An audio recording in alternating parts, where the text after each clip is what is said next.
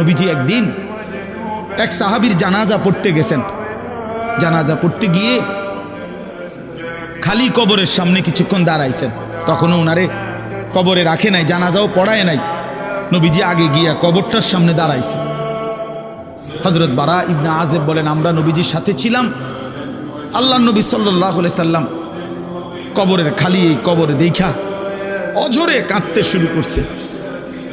আমরা সবাই সাহাবীরা নবীজির সাথে কাঁদতে শুরু করলাম।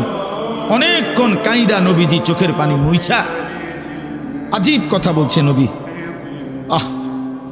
রাসূলুল্লাহ সাল্লাল্লাহু আলাইহি সাল্লাম সাহাবীদেরকে লক্ষ্য করে বলছে, ইয়া ইখওয়ানি লিমিসলি হাদা ফাআইদ্দু, আমার বন্ধুরা, আমার সাথীরা, এই কবরে যাওয়ার জন্য তোমরাও রেডি হও।